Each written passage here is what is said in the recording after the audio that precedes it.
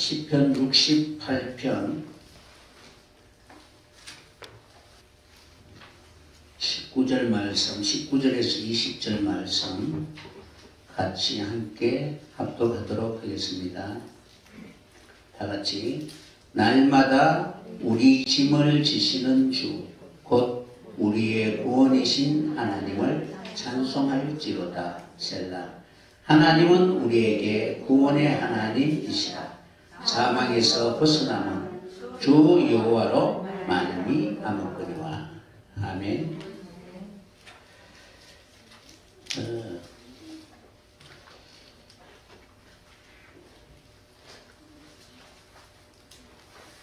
세상의 짐이 너무 무거워 결코 우리의 힘으로는 그 짐을 내려놓을 수가 없습니다. 우리의 짐을 대신 지시는 분이 바로 우리 주 예수 그리스도이십니다.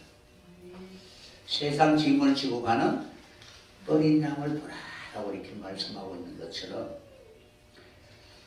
주님은 우리의 구원을 위하여 우리를 대신하여 우리의 짐을 지고 가신다는 사실을 꼭 기억하시길 바랍니다.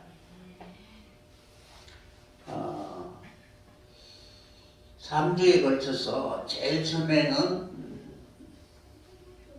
알레프에 대해서 설명을 해드렸죠. 그죠? 알레프는 배우다, 가르치다, 그리고 사귐이다 라는 것을 여러분들에게 설명을 해드렸습니다. 그리고 그 다음에 베트는 집이고 가족이고 그리고 족속이다 하는 것을 여러분들에게 설명을 해드렸습니다. 그러니까 여러분들이 하나님의 집이잖아요. 그러니까 하우스라는 개념이 아니고 하나님의 가족이 되었을 때 하나님의 집이 될 수가 있다는 거예요. 그러니까 베트라는 의미가 바이터라는 단어가 그런 의미라는 거예요. 그러니까 여러분 안에 말씀대로 그대로 살아가게 되면 하나님의 가정이잖아요. 생각이 다르고 그리고 바라보는 것이 다르면 가족이 될 수가 없잖아요. 그래서 여러분들이 알레프와 이제 그 베트에 대해서 그래서 이 두 단어가 합쳐지면은 아버라는 단어인데 아버지라는 단어인데 아버지는 집을 세우는 자다 라는 것을 바로 여러분들에게 설명을 해드렸습니다. 그러니까 아버지가 무너지면 집이 무너지는 거잖아요. 오늘은 무엇에 대해서 말씀하느냐면은 기매. 그래서 여기는 뭐 교제도 있고 여러 가지 의미들이 다 있잖아요. 그죠? 기멜이 뭐냐면은 여러분들이 짐을 지다. 짐을 지다. 운반하다. 여러 가지 뜻이 있습니다. 그래서 이 단어가 어디에 여러분들이 적용되는가를 여러분들이 잘 이해를 해야 되는 거예요. 여러분이 하나님의 집이 되려면 어떻게 해야 돼요? 하나님과 사귐이 있어야 되고 하나님과 한 가족이 되어야만이 하나님의 집이 될 수가 있죠. 그러니까 배워야만이 바로 하나님의 가족이 될 수가 있다는 거예요. 그런 의미로서 여러분들에게 설명해 드렸는데 오늘 말씀에 보면은 우리의 짐을 지시는 주님이시다라고 이렇게 기록되어 있습니다. 그러니까 주님은 예수님은 하나님은 삼위 하나님은 우리의 짐을 지시는 분이다.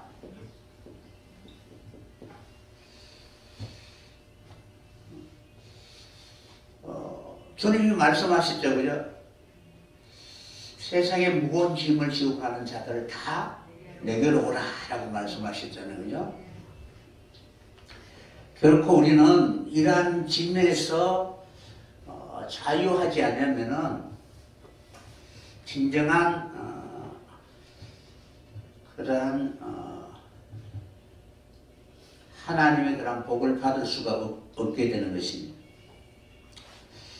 그래서 정말 여러분들이 끝날까지 주님 앞에 고백하면서 우리를 대신하여 그 짐을 지시는 그 주님 앞에 날마다 우리의 삶을 맡길 수 있는 여러분들이 되어야 됩니다.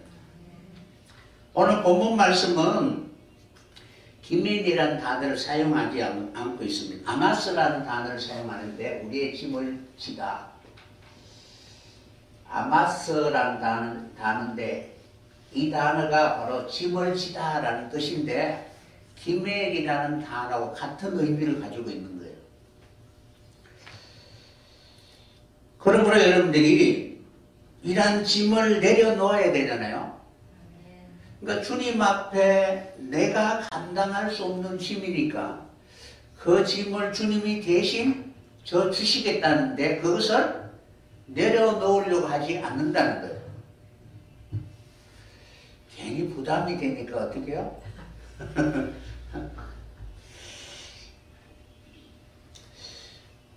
주님 언제든지 제가 감당할 수가 있습니다 라고 이렇게 할 수가 있을까요, 없을까요? 결코 할 수가 없습니다. 그래서 우리의 짐을 지시는 그 주님의 그 사랑이 우리로 하여금 자유케 하시고 구원을 얻게 하시는 것입니다. 그러면은 여러분의 짐이 무엇이라고 생각하세요?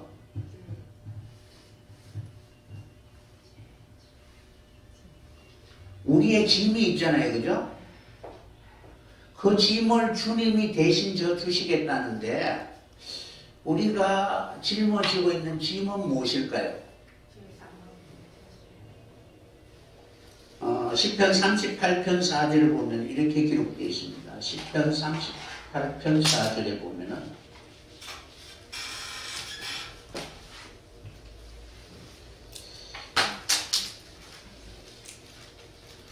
시편 38편 4절에 보면은 내 죄악이 내 머리에 넘쳐서 무거운 짐 같으니 감당할 수 없나이다 라고 이렇게 고백하고 있습니다. 그러니까 시인은 지금 내 죄악이 머리에 넘친다 라고 이렇게 고백하고 있죠. 그러면 여러분의 머리를 막 힘들게 하고 어렵게 하는 이러한 일들이 뭐예요? 그러니까 온갖 육신의 생각이나 내 마음대로 하고 싶어하는 이러한 것들이 다 우리의 생각 속에 가득 차 있잖아요. 오늘 또 내가 주님을 위하여 내 모든 것을 다 아낌없이 희생하고 내어드려야지라고 생각해요? 아니면 오늘 또 내 기쁨을 위하여 어떻게 살아갈까라고 이렇게 생각해요? 그러니까 내가 행복하지 않으면은 살 맛이 없어요. 그렇죠? 남을 위하여 헌신하고 희생한다는 것 행복할까요? 아니면 부담이 될까요? 부담이 되잖아요, 그죠? 물론 성령이 강하게 나를 붙드시면은 즐거움이나 기쁨이 있지만은 주의 영이 함께하지 않으면은 여전히 육신의 그 본성이 있어서 자기를 행복하게 하지 못하면은 늘 우울하고 행복하지 않다는 거예요. 그러니까 날마다 그러한 하나님의 말씀과 비춰봤을 때 내 육신대로 하고자 원하는 그러한 생각이 내 머릿속에 가득 있으면은 늘 행복할까요? 아니면 불안해할까요? 그러니까 세상 사람들은 모르지만은 하나님의 말씀을 받은 사람들은 하나님 앞에 더 가까이 가고 그리고 하나님 앞에 더 온유하고 겸손하고 자기를 부인하는 그런 삶을 살아야 되는데 안일하고 평안하고 겨루고 나태한 그런 모습으로 살아가고 싶은, 좀 더 자자, 좀 더 쉬자, 이런 생각이 항상 있다는 거예요. 그것이 육신의 생각이 내 머리에 넘쳐서 오히려 무거운 짐처럼 내가 감당할 수 없다라고 이렇게 생각하고 있는 것입니다. 뭐냐면은 결국 사람의 그 깨가 그를 무너뜨리는 짐이 된다는 거예요. 분명히 이 행복은 영원한 행복이 되고 싶은데 아니라는 거예요. 그죠? 그러니까 잘 되면 어느 순간 혹시 사업이 쫄딱 망하거나 불의 어떤 일들이 일어나서 망하지 아니할까라는 두려움이 어느 누구에게나 다 있다는 거예요. 그러나 우리는 늘 하나님이 기뻐하는 뜻을 위하여 살아가기를 원한다면 어떠한 경우라도 결코 거기에 매여 있지 않게 되는 것입니다. 그래서 육신의 사람, 첫사람의 그런 생각으로 자신의 인생을 살아갈 때에 아무리 화려하다 할지라도 그것이 오히려 그 사람의 인생을 누르는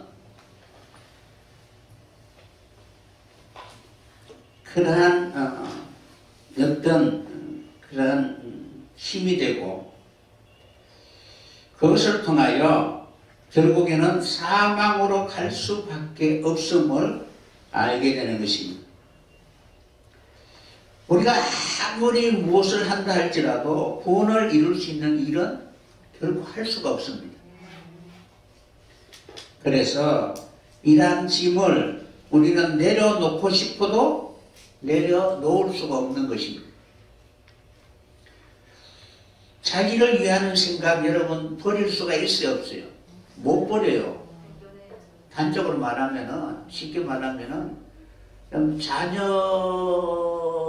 그런 삶이나 어떤 것이라도 다 눈에 밟히잖아요.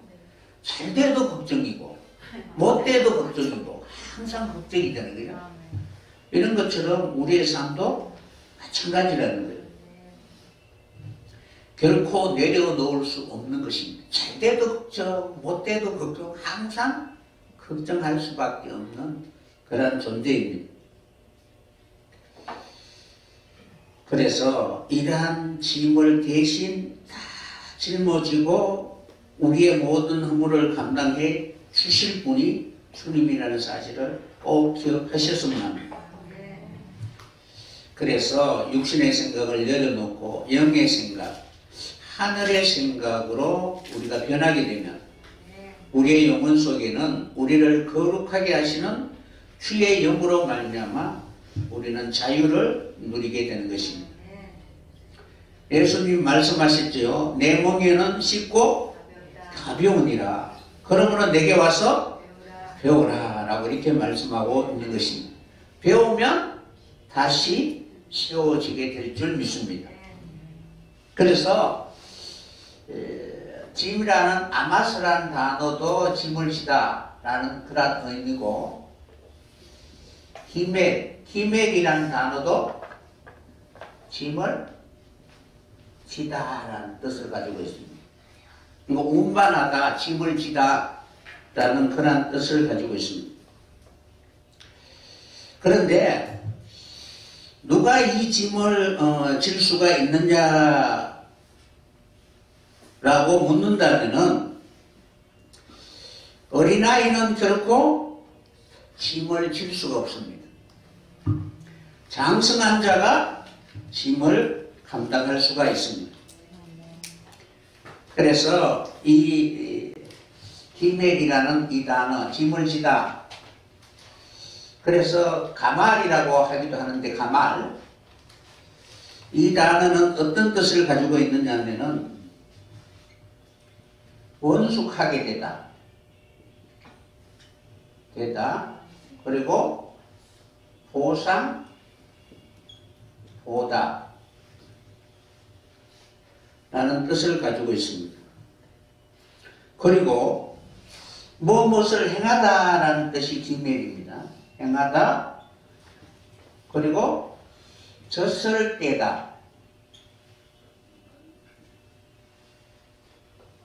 그러니까 젖을 떼는 그 순간에 어떻게? 기멸이라는 거예요. 기멸.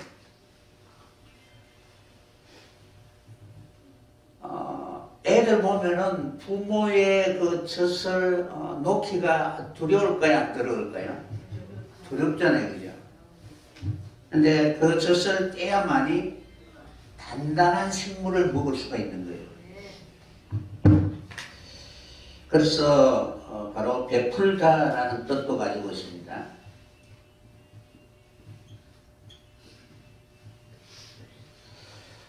주님이 우리의 짐을 대신 져 주신 것처럼 성도들은 어떻게 해야 돼요?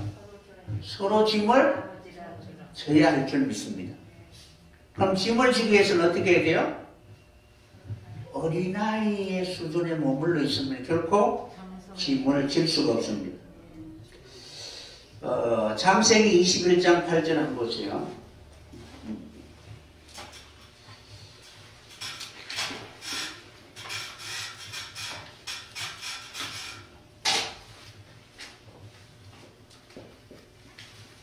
한번 읽어보세요.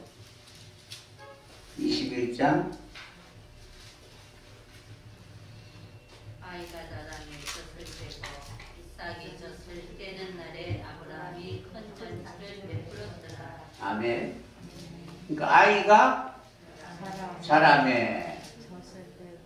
그 다음에 젖을 떼고. 그리고 이삭이 젖을 떼는 날. 그러니까 젖을 떼는 날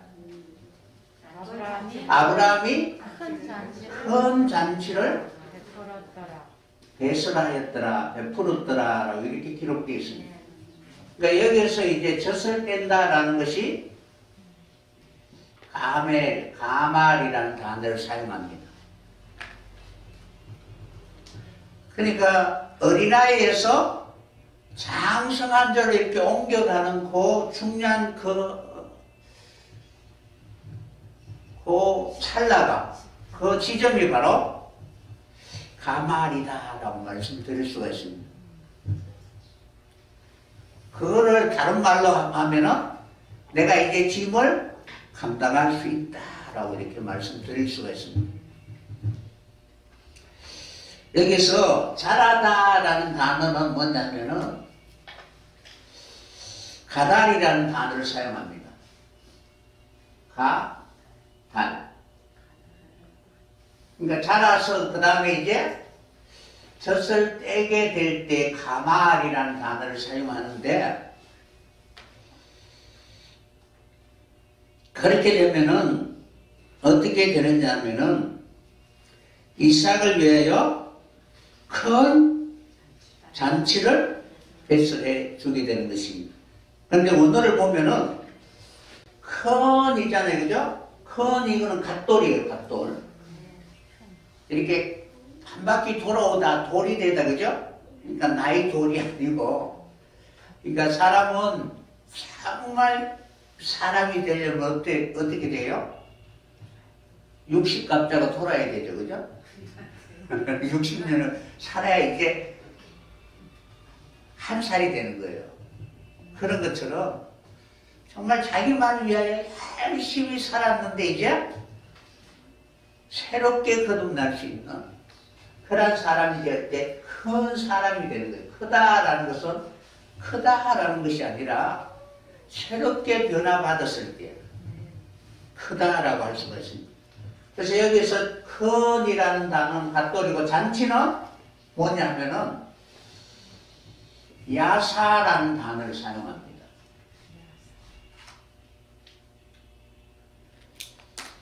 그러니까 이제는 남을 위해서 섬기고 희생할 수 있는 그러한 아이가 되었다라는 것을 알리는 것입니다.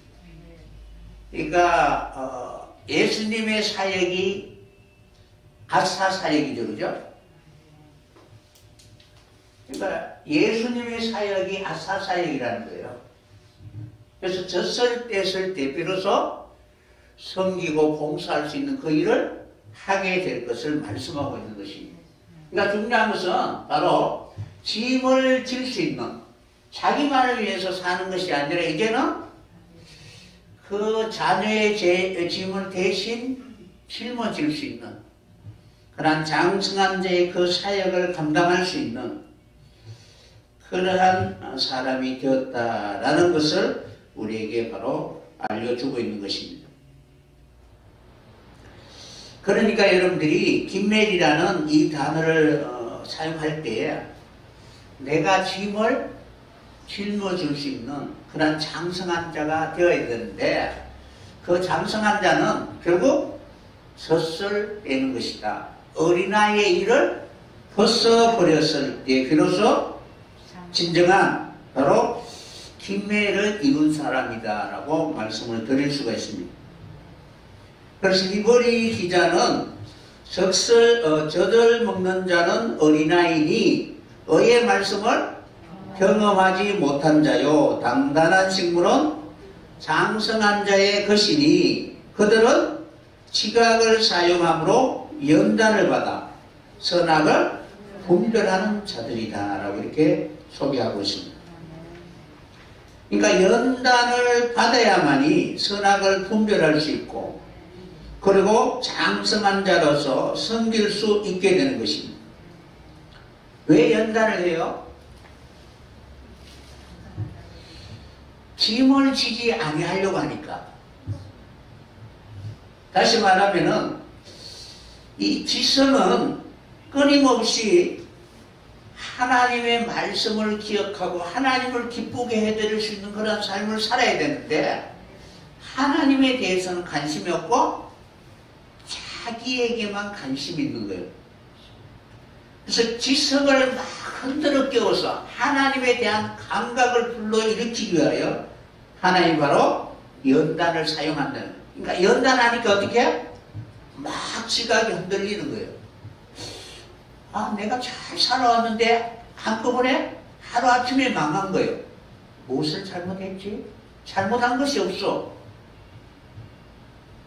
그런데 결국 공부하고 고민해 보니까 하나님을 기쁘게 하는 삶을 산 것이 아니라 자기를 기쁘게 하기 위해 살아왔다는 것입니다.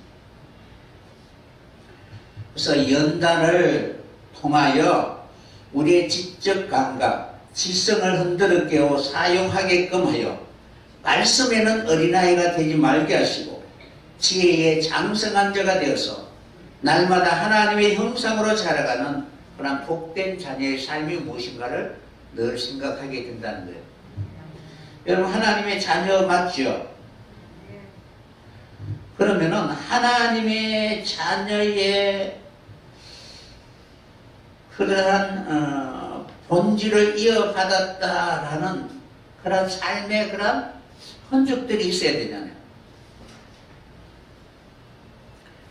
그래서 이러한 연단의 과정을 통해서 우리는 바로 젖을 떼게 되는 것입니다. 그래서 젖을 뗀다라는 이 단어는 바로 기멜과 관련이 있는 말로서 자기를 부인하는 삶과 다른 사람의 짐을 감당할 수 있는 그러한 사역을 말하는 것으로, 성도는 바로 반드시 서로의 짐을 져야만이 어린아이가 아니라 장성한 자의 그런 삶을 살고 있다라고 우리는 바로 인정하게 되는 것입니다. 사도 바울이 고린도전서 13장 11절에 이렇게 기록하고 있습니다. 내가 어렸을 때는 말하는 것이 어린아이 같고 깨닫는 것이 어린아이 같고 생각하는 것이 어린아이와 같다가, 그러니까 온통 어린아이의 생각대로 자기를 만족해 하기 위하여 살아가는 거예요.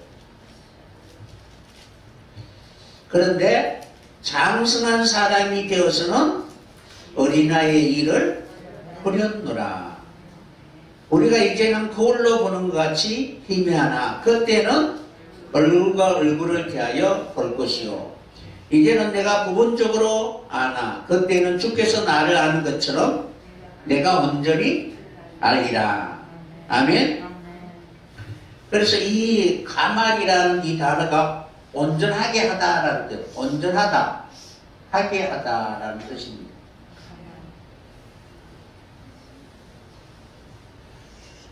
장성한 자는 온전한 일을 이루게 되죠. 그런즉 이제는 내가 부분적으로 아는 것이 아니라 주께서 나를 아시는 것처럼 내가 온전히 알리라 라고 말씀하신 것처럼 이제 우리는 항상 믿음, 소망, 사랑을 가지고 늘 사랑을 실천할 수 있는 그런 사람들이 되어야 될 것입니다. 사랑이 뭐예요? 허다한 죄를 덮어주고 감당하는 것, 짐을 대신 지는 것이죠. 어린아이일 때는 결코 하나님의 그 사랑을 나타낼 수가 없습니다. 그래서 자라나지 못하면 어린아이에 머물러 있을 수밖에 없고 하는 일이 어린아이와 같이 행동할 수밖에 없습니다. 그러나 장성한 자가 되면 어린아이의 일을 버릴 수 있게 되는 것입니다.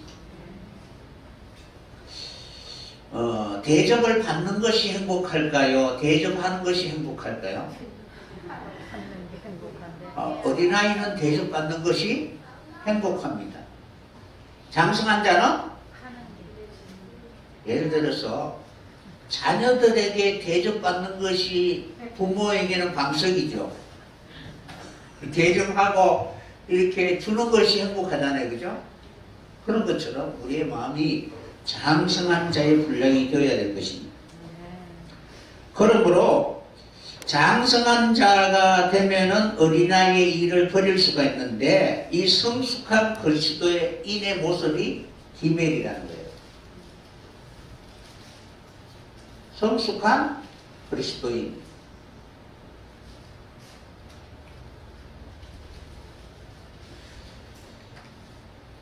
조숙하다라는 육신적인 그런 것이 아니고 우리의 마음이 어떻게 성결하고 성숙하고 남을 배려하고 그리고 남의 모든 연약한 부분을 감당할 수 있는 어떻게 저렇게 희생할 수 있고 헌신할 수가 있지라고 말할 수 있는 것처럼 그러한 모습이 그리스도의 인의 모습이라는 것입니다. 그래서 자라난다, 그죠? 자라난다라는 이 단어가 가달인데 자라나게 되면 나중에 젖을 떼게 되는 거예요. 젖을 떼게 되면 어떻게 되느냐? 강하게 된다라는 그런 뜻을 가지고 있습니다. 가달이 자라나다 강하게 되다라는 강하게.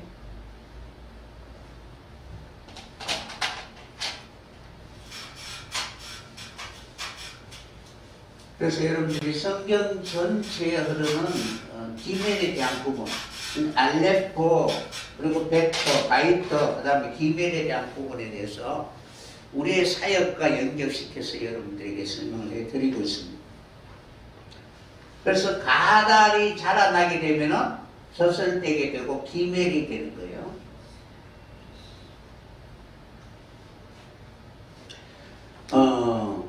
이 단어가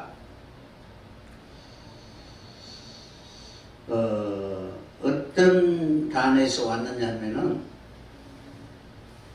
기보로 아시죠? 기보로. 기보로.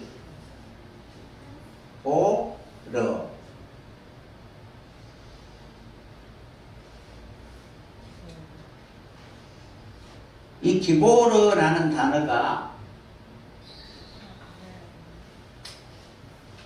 강하게 되다, 용사라는 뜻입니다.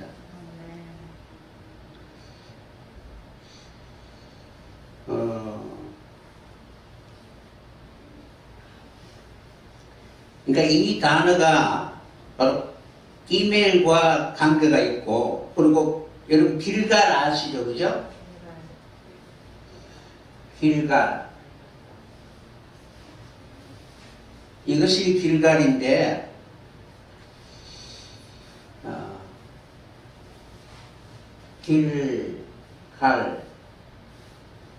길갈이라는 뜻인데, 수치가 굴러가다 수레바퀴라는 그런 뜻을 가지고 있습니다.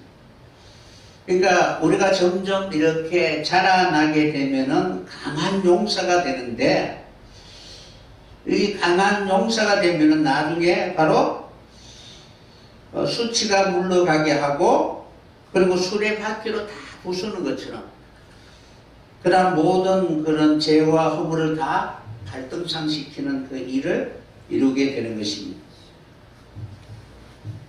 왜 이것을 이야기하느냐 하면은, 사도 바울이 자기를 소개할 때 어떻게 소개하고 있느냐 하면은, 가말리엘, 이의 문화생이잖아요. 그죠? 그러면은 가말리엘,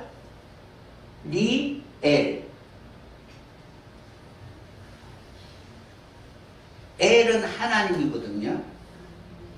그래서 엘은 하나님이고, 가말리라는 단어는 보상받다라는 뜻이에요. 하나님으로부터 보상받다라는 뜻이에요. 그러니까 하나님 앞에 보상받을 수 있는 그런 삶을 살았다는 거예요. 의미가.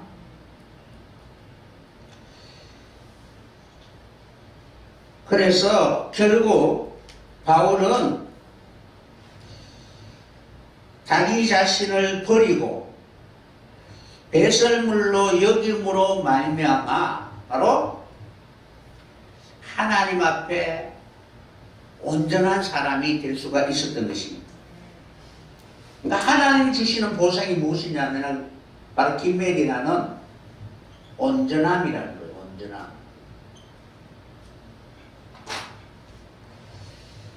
그러니까 여러분들이 어떤 보다 가장 하나님이 우리로 하여금 부족함이 없는, 주의 저울에 달려 부족함이 없는 그런 사람이 되어야 되잖아요.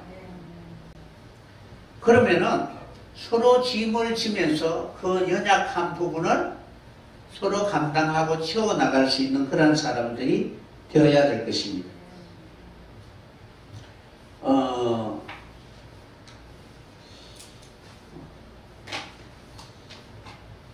부자가 하나님의 나라에 들어가기 쉬워요? 아니면은 낙타가 하나님의 나라에 들어가기 쉬워요? 그러니까 약대가 바늘기로 들어가는 것이 더 쉽다는 거죠. 쉽다. 그래서 가말이 뭐냐면은 낙타예요. 낙타. 낙타를 형상화한 거예요.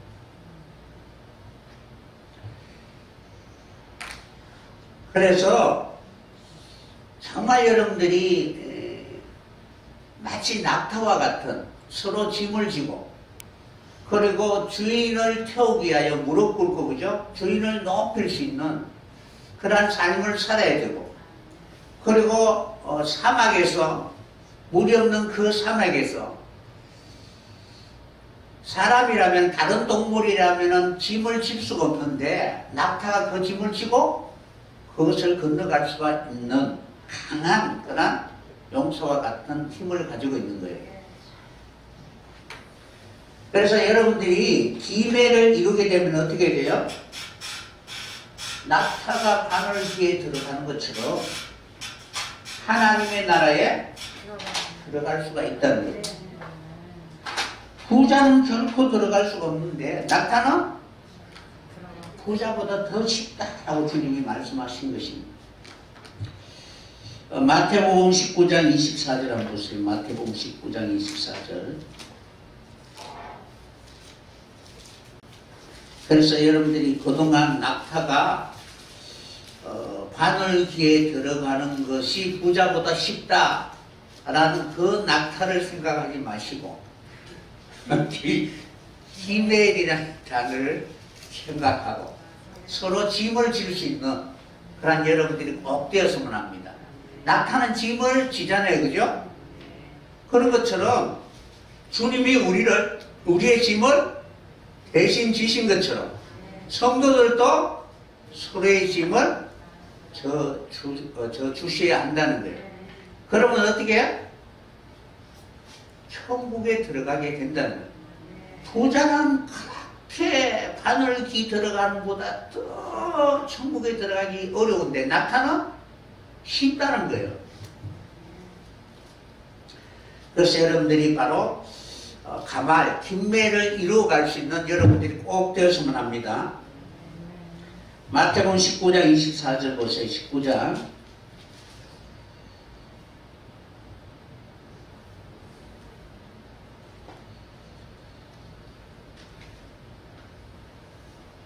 같이 한번 읽어보도록 하겠습니다. 다시 너에게 말하노니 낙타가 바늘기로 들어가는 것이 부자가 하나님의 나라에 들어가는 것보다 쉬우니라. 아멘. 이 내용은 앞에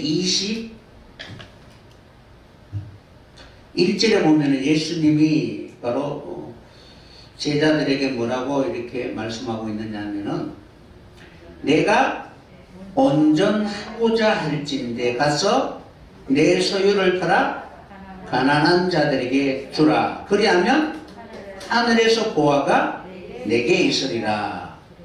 그리고 와서 나를 따르라 라고 하시니 그 청년이 재물이 많음으로 이 말씀을 듣고 근심하여 가니라. 예수께서 제자들에게 이르시되 내가 진실로 너희에게 이르노니 부자가 천국에 들어가기가 어려우니라. 아멘. 앞에 말씀은 무엇에 대한 내용이냐면은 바로 온전함에 대해서 말씀하고 있습니다. 21절에 내가 온전하고자 하느냐. 그러니까 이 온전하고자 하느냐라는 이 온전이 가말이라는 단어예요. 그러니까 낙타라는 거예요. 그러면 정말 우리가 온전해지기를 원한다면 어떻게 해야 돼요? 내 소유를 다 팔아 가난한 자에게 주라. 그리하면 하늘에서 보화가 내게 있으리라. 하나님의 보상이 있다는 거예요. 그래서 자기 소유, 자기 생각, 자기를 행복하려고 하는 그런 것이 우리의 짐이고 그리고 사망에 들어갈 수밖에 없는 존재라는 거예요. 그래서 우리는 낙타와 같이 서로 짐을 감당하면서 하나님의 나라의 온전한 자로 날마다 장성할 수 있는 여러분들이 꼭 되었으면 합니다. 그러니까 어린아이, 그러니까 젖을 먹는 자가 아니라 장성한 자가 되어야 된다는 거예요. 그래서 낙타는 무거운 짐을 대신 지는 그런 온전한 사람을 나타내는 것처럼 이러한 사람이 바로 하나님의 나라의 유업을 이을 자라는 거예요. 그러니까 십자가를 이룰 사람이라는 거예요. 부자, 그 당시에 바리새인과 서기관들은 서로 무거운 짐을 지지 않고 다른 사람에게 지우는 자입니다. 그리고 자기를 보이고 나타내려고 하는 어시되는 자라는 거예요.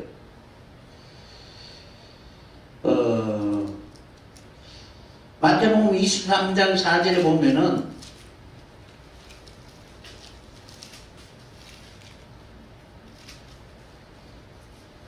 (23장 2절에) 보면 서기관들과 바리새인들이 모세의 자리에 앉아있죠. 23장 4절에. 그리고 4절에 또 무거운 짐을 묻고 사람의 어깨에 지우되 자기는 이것을 한 손가락이라도 움직이려고 하지 않는다는 것입니다. 그러므로 율법을 지키는 자 아니라 율법을 가지고 남을 판단하고 심판하는 자리에 있다는 거예요. 바리새인과 서기관들은 자기 소유가 많은 사람이고 자기의 의와 자기의 자랑과 명예가 많은 부자입니다. 결코 낮아지려고 하지 않는 것입니다. 그러므로 예수님께서 누가 온전한 자냐? 그들이 온전한 자가 아니라 바로 낙타와 같이 짐을 질 수 있는 그런 겸손한 자가 바로 주님이 바라고 원하는 온전한 사람이다 라고 이렇게 말씀하고 있는 것입니다. 그래서 자기를 부인하고 자기 십자가를 지고 주님을 따르는 자가 되어야 되는 것입니다. 이러한 자에게 하나님은 하나님의 나라의 유업을 주실 것을 우리에게 말씀하고 있는 것입니다.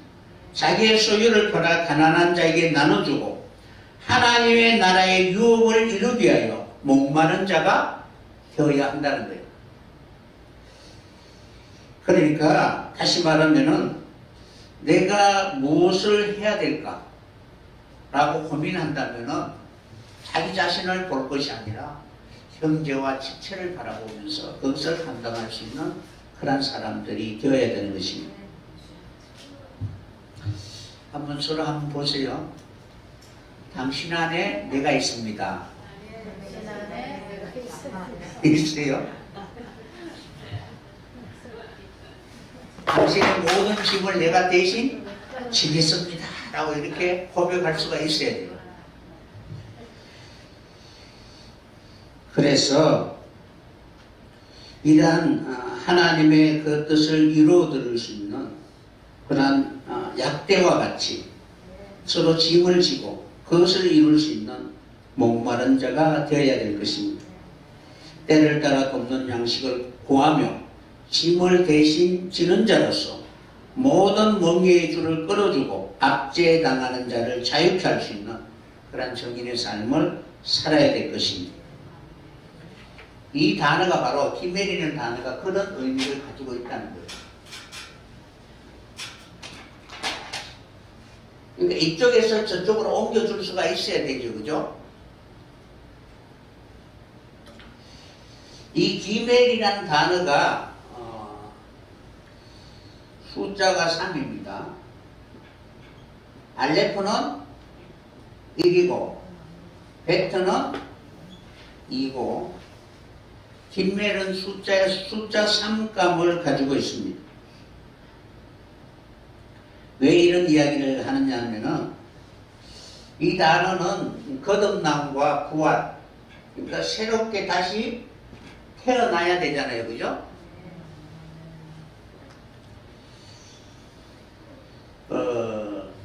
그래서 이 3이라는 기맥이라는 단어는 온전하게 하다라는 그런 의미를 가지고 있는데 하나님이 우리로 하여금 십자가를 통하여 온전한 사람이 되게 해 주시는 것입니다.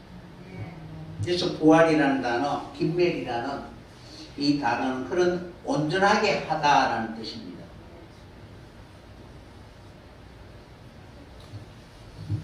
뭐냐면은 우리 알레프는 배우잖아요. 그러니까 배우면은 우리가 하나님의 집을 세울 수가 있습니다. 그러니까 여러분들 서로 교제하고 나누고 생각을 공유하면서 한 가족을 이루게 되고 한 집을 세우게 되죠. 그죠? 그럼 그 집을 세운 사람들은 어떻게 해야죠? 서로 짐을 져주고 그리고 서로 주의 온전함을 나타낼 수 있도록 서로 간구하고 기도하면서 마주 손잡고 갈 수 있는 그런 사람들이 되어야 됩니다. 그래서 이 예루살렘 안에 있는 모든 사람들은 어떻게?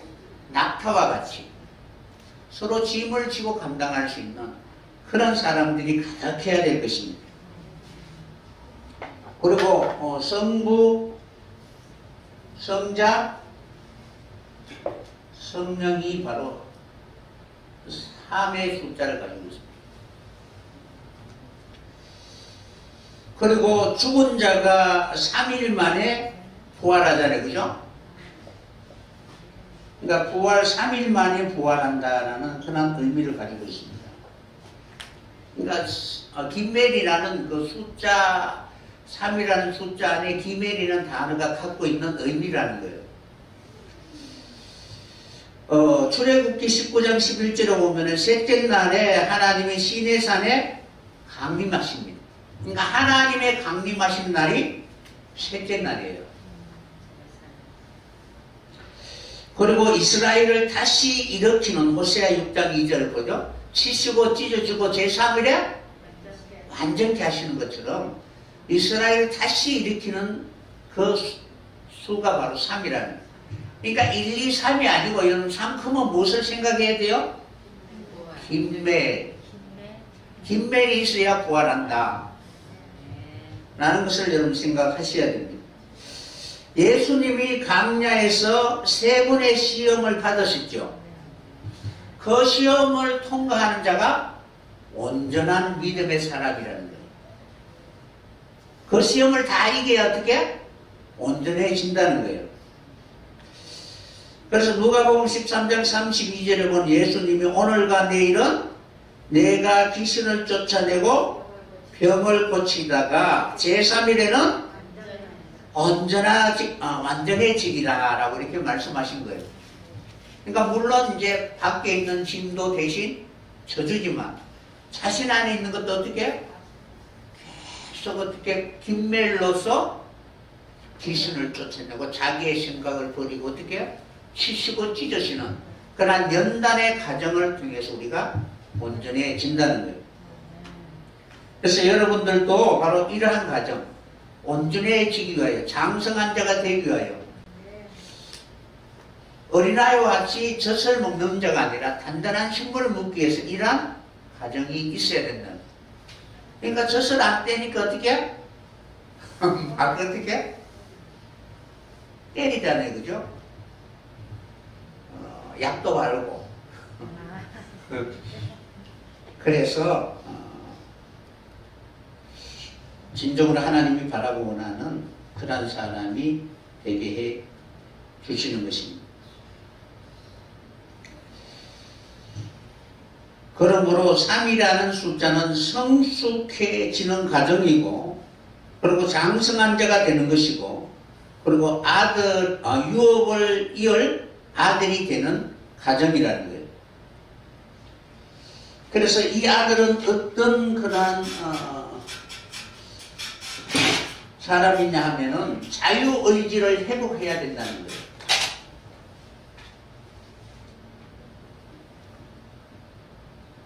내 마음대로 하는 것이 자유의지 아니잖아요. 그죠?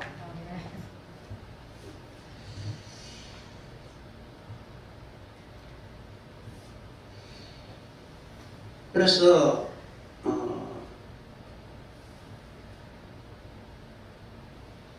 하고 싶지 않는데 해야 되는 일, 그죠? 누구나 다 보면은 자기가 하고 싶은 일은 다 할 수가 있잖아요. 그죠? 그래서 하나님이 말씀하신 것처럼 하나님이 우리에게 말씀하시는, 명령하신 그 말씀은 내가 하고 싶은 것이 아니라는 거예요. 그런데 우리의 영혼이 회복되면은 그것을 하게 되는 것입니다. 그래서 성령이 내 안에 계시면은 이러한 하나님의 뜻을 이룰 수 있는 그런 의지를 불러 일으켜서 하나님이 기뻐하는 것을 행하게 되는 것입니다.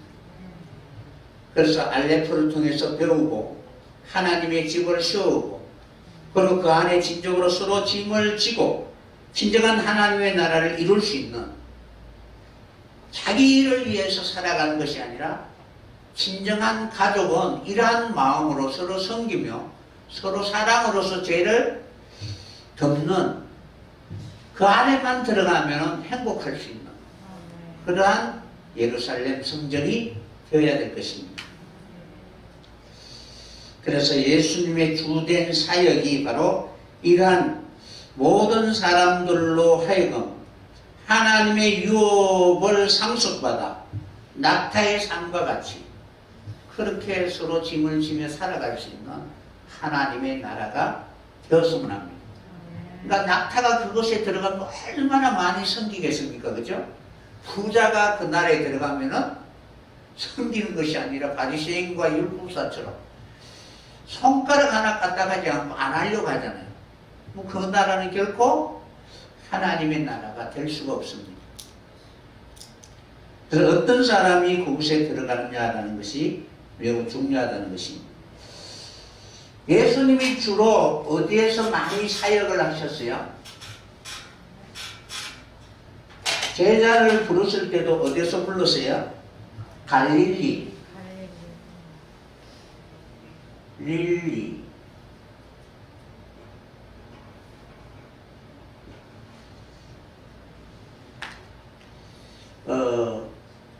이 갈릴리라는 이 단어가 바로 가랄이라는 단어, 그리고 뒤에 해가 붙으면은 똑같은 단어인데 갈릴리라는 단어인데 뒤에 해가 붙으면 어떤 의미냐면 어떤 응가를 가지고 있느냐 하면은 가리라. 한번 따라해 보겠습니다. 가리라. 가리라. 그럼 어디로 가야 돼요?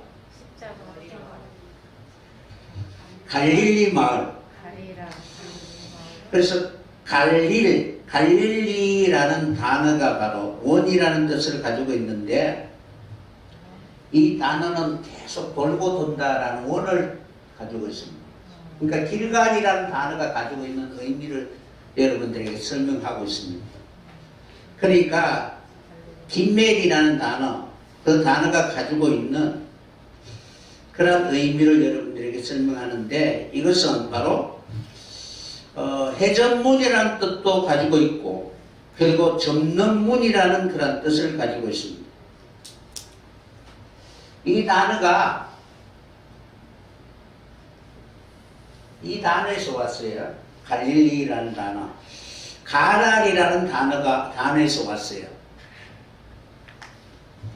이 가랄이라는 단어에서 왔는 것이 갈릴리라는 단어인데 이 가랄이라는 단어는 뭐냐면은 구르다라는 뜻입니다. 구르다, 옮기다, 굴러가다, 기회를 찾다라는 그런 뜻을 가지고 있습니다. 그러므로 갈릴리의 제일 첫자가 어떤 의미가 있냐면은 기멜이라는 의미를 품고 있는 거예요.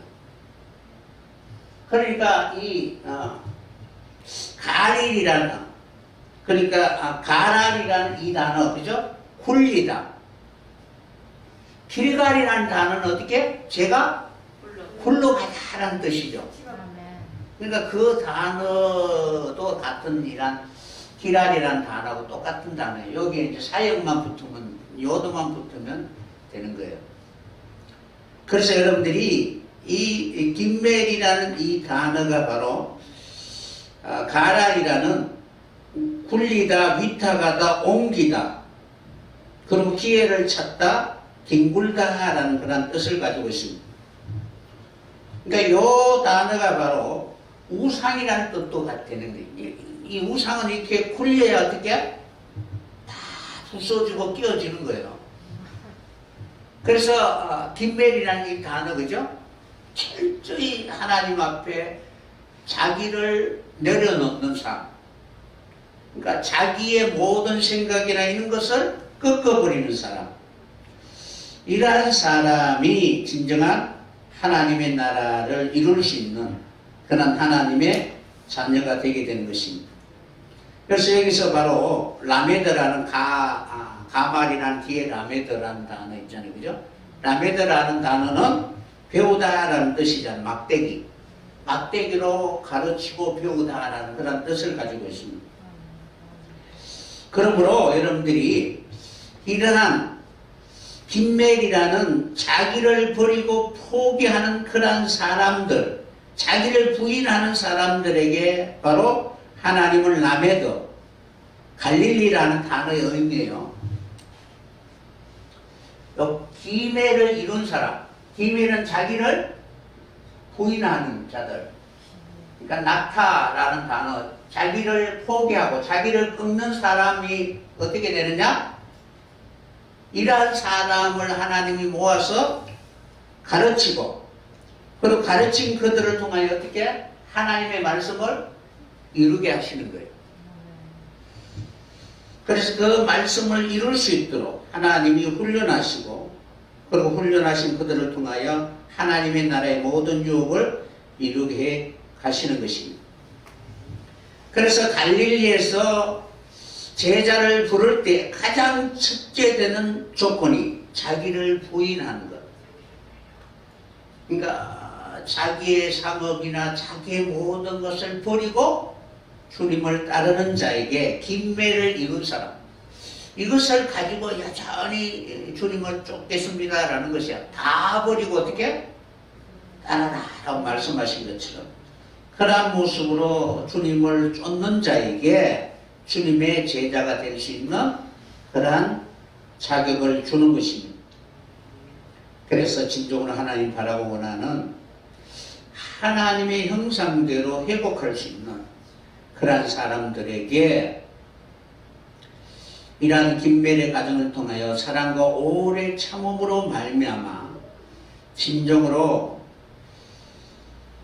십자가의 능력을 나타낼 수 있는 그러한 장성한 자가 되게 되는 것입니다. 하나님 이런 사람들에게 때로는 사랑과 때로는 심판을 통해서 선악간으로 다루시고, 그러한 선악간에 하나님 다루시는 것을 통하여 자기의 의를 버리고 지혜자가 되어서 지각을 사용함으로 하나님과 동행하는 그러한 자가 되게 될 것입니다. 이러한 기회를 이룰 수 있는 그런 믿음의 사람이 되시기를 예수님의 이름으로 간절히 축원합니다.